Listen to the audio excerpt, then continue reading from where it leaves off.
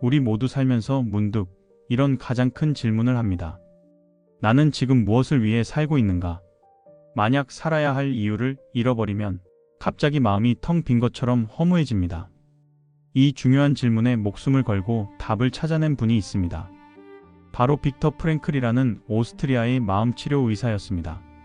그는 세상에서 가장 끔찍한 장소에 끌려가게 됩니다. 나치 독일이 만든 아우슈비츠 수용소였습니다. 그의 삶은 평생의 깊은 생각이 가장 혹독한 현실과 마주친 기록입니다. 모든 행복이 사라지고 절망밖에 남지 않은 순간에도 사람의 마음속에 숨겨진 가장 강한 희망을 발견했습니다. 그가 깨달은 것은 우리가 겪는 힘든 일들이 결코 헛되지 않다는 점입니다. 힘든 일은 우리에게 피할 수 없는 질문을 던지고 우리는 그 질문에 책임지고 답해야 합니다. 프랭클의 이야기는 지금 우리의 고민에도 똑같이 통하는 질문입니다. 지금 당신이 짊어진 삶의 무게는 당신에게 어떤 의미가 있습니까? 그리고 당신의 남은 인생은 어디를 향해 가야 합니까?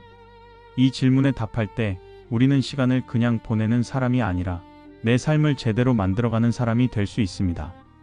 이제 한 사람의 놀라운 삶을 통해 우리가 살아야 할 진짜 답을 찾아봅시다.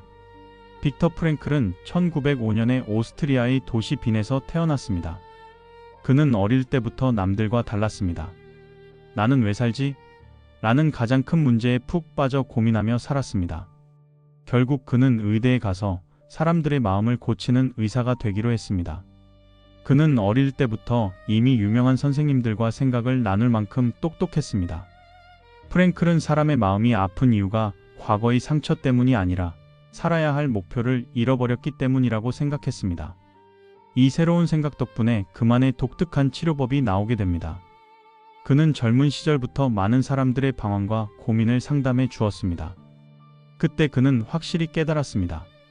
마음의 병을 고치는 최고의 방법은 살아야 할 이유와 책임감을 일깨워주는 것이었습니다.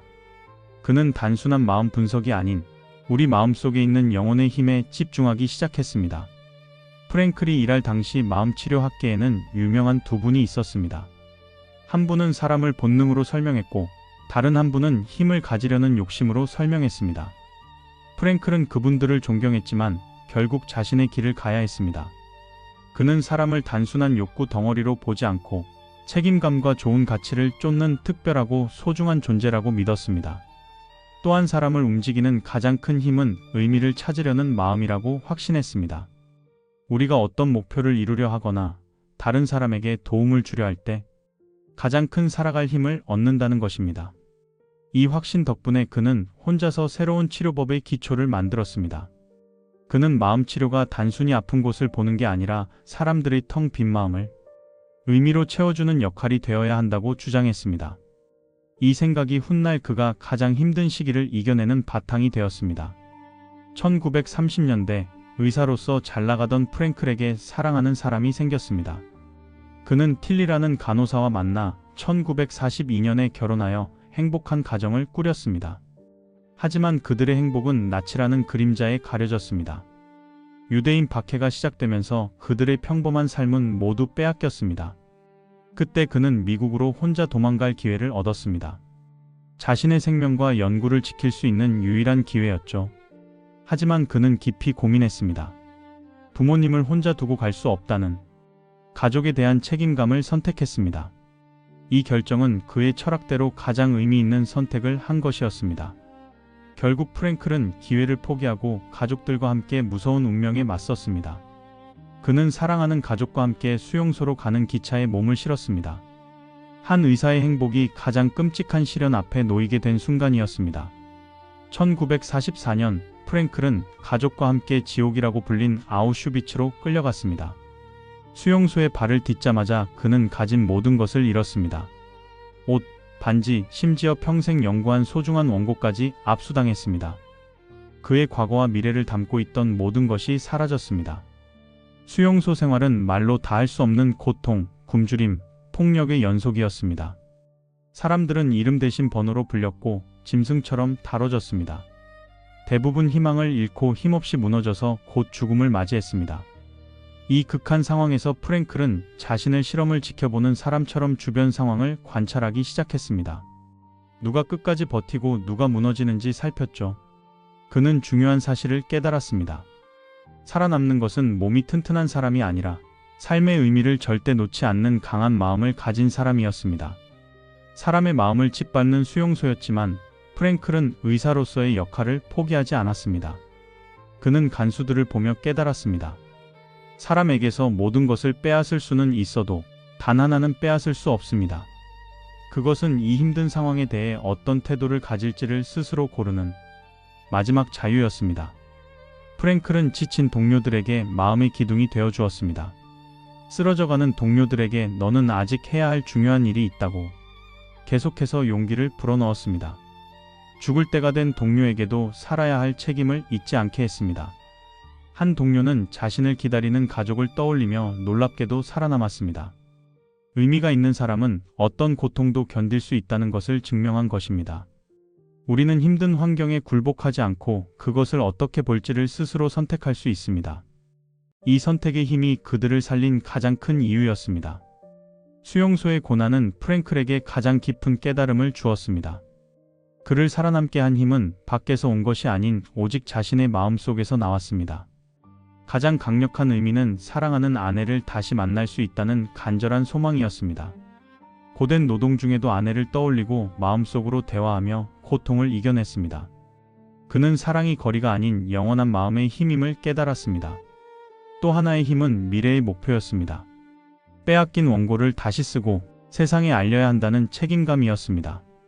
이 책임감이 극한 속에서 살아야 할 궁극적인 이유를 주었습니다. 프랭클은 고통을 내가 어떻게 할지 결정할 수 있음을 확신했습니다. 고통을 없앨 수 없다면 그 고통에 맞서는 용기와 자세를 선택해야 합니다. 고통을 의미 있는 것으로 바꿀 수 있다는 것입니다. 마음속의 책임감에 집중함으로써 그의 정신은 고통 속에서도 자유로울 수 있었습니다. 1945년 해방 후 프랭클은 고향인 빈으로 돌아왔습니다. 자유의 기쁨도 잠시, 그는 너무나 큰 슬픔과 마주해야 했습니다. 사랑했던 가족 모두가 수용소에서 돌아가셨다는 소식이었습니다. 아버지, 어머니, 그리고 가장 사랑했던 아내까지 모두 잃었습니다. 한 사람이 겪을 수 있는 가장 큰 상실 앞에서 프랭클은 무너질 수 있었습니다. 하지만 그는 수용소에서 얻은 의미를 찾으려는 힘으로 슬픔에 맞섰습니다. 자신과 가족의 희생을 헛되지 않도록 하겠다고 결심했습니다. 그는 자신이 관찰했던 인간 정신의 강함을 세상에 알려야 할 의무를 느꼈습니다. 자신의 고통을 다른 사람들을 돕는 도구로 사용하겠다고 마음먹었습니다. 이 비극을 인류에게 희망을 전하는 위대한 가르침으로 발전시키기로 한 것입니다. 그는 다시 의사로 일하며 자신의 경험과 생각을 정리했습니다. 이제 그의 삶의 의미는 가족을 잊지 않고 기억하며 미래의 사명을 완수하는 것이었습니다. 수용소 경험 후 프랭클은 자신만의 새로운 마음 치료법을 만들었습니다. 이것이 바로 의미 치료입니다. 이름 그대로 의미를 찾는 치료입니다. 프랭클은 사람들이 마음의 병을 앓는 이유를 삶의 목표와 의미를 잃어버린 공허함에서 찾았습니다. 의미 치료는 우리 인간의 가장 큰 힘이 의미를 찾으려는 마음이라는 생각을 바탕으로 합니다. 이 치료법은 과거만 파헤치는 대신 미래를 보게 하는 방법입니다. 의사는 환자에게 질문합니다. 당신의 삶이 당신에게 준 중요한 숙제에 대해 당신은 어떻게 답하고 행동할 건가요? 고통을 없애기보다 의미를 찾을 기회로 바꾸어 생각하게 하는 것입니다. 환자는 자신의 상황을 객관적으로 보고 그 안에서 찾아야 할 나만의 의미를 발견합니다. 힘든 일에 맞서는 자유로운 태도를 선택하여 스스로 마음의 건강을 되찾도록 도와주는 것입니다. 프랭클은 해방 후 자신의 경험과 깨달음을 담아 죽음의 수용소에서라는 책을 썼습니다. 이 책으로 그는 끔찍한 역사를 증언하는 역사가가 되었습니다. 동시에 인간 정신의 강함을 보여주는 철학자도 되었습니다. 책은 극한 상황에서도 인간의 정신이 얼마나 강하게 버틸 수 있는지 솔직하게 보여줍니다. 이 책은 나오자마자 전 세계 사람들에게 큰 울림과 감동을 주었습니다. 전쟁 후 많은 사람들이 느끼던 허무함을 삶의 의미로 채워주는 희망이 되었습니다. 이 책은 수많은 언어로 번역되어 전 세계에서 읽히는 필독서가 되었습니다. 프랭클은 자신의 고통스러운 경험을 모두가 참고할 수 있는 인생 교과서로 만들었습니다. 이 책은 독자들에게 아무리 힘들어도 포기하지 않고 나만의 의미를 찾는 길을 계속 걸어야 할 용기를 주었습니다. 빅터 프랭클은 우리가 삶의 의미를 발견할 수 있는 세 가지 길을 알려주었습니다. 첫째는 만들어내는 것입니다. 우리가 무언가를 성취하거나 세상에 도움이 되는 일을 할 때 느끼는 의미입니다. 직업, 작품 활동, 봉사 등이 여기에 속합니다. 둘째는 경험하는 것입니다. 세상의 아름다움을 느끼고 사랑을 주고받을 때 의미를 찾는 것입니다. 멋진 자연, 좋은 예술, 그리고 가족과의 사랑입니다. 셋째는 태도를 갖는 것입니다. 우리가 바꿀 수 없는 힘든 일에 부딪혔을 때 그것에 대해 어떤 마음가짐을 가질 것인가를 선택하는 것입니다. 프랭클은 이 태도를 선택하는 것이 가장 위대한 의미라고 강조했습니다. 왜냐하면 우리에게서 모든 것을 뺏어가도 선택할 자유만큼은 뺏지 못하기 때문입니다. 그는 우리가 삶을 평가하는 사람이 아니라 삶이 우리에게 질문하는 것이라고 했습니다. 당신은 이 삶에 무엇을 줄 수 있습니까? 라고 묻는 것입니다. 빅터 프랭클의 삶과 가르침은 우리에게 아주 중요한 숙제를 남겼습니다. 그가 수용소에서 얻은 깨달음은 지금 우리의 삶에도 그대로 통합니다. 힘든 순간에도 의미는 반드시 있다는 사실입니다. 우리는 고통을 피하고 싶지만 프랭클은 고통을 더 깊은 사람이 될 수 있는 기회로 보았습니다. 고통을 통해 성장할 수 있는 도전이라고 생각했습니다. 삶은 언제나 예상치 못한 어려움을 주지만 우리가 그 어려움에 어떻게 맞설지 스스로 선택하는 것이 가장 중요한 힘임을 기억해야 합니다. 이 선택의 자유가 우리를 내 삶의 진정한 주인으로 만들어줍니다. 이제 우리 스스로에게 물어야 할 때입니다. 지금 내가 짊어진 책임과 고민은 나의 삶에 어떤 의미를 더해줍니까?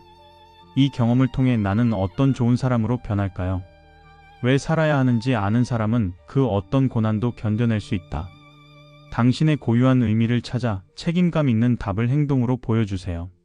당신의 삶이 던지는 질문에 대해 당신은 무엇이라고 대답할 것인가요?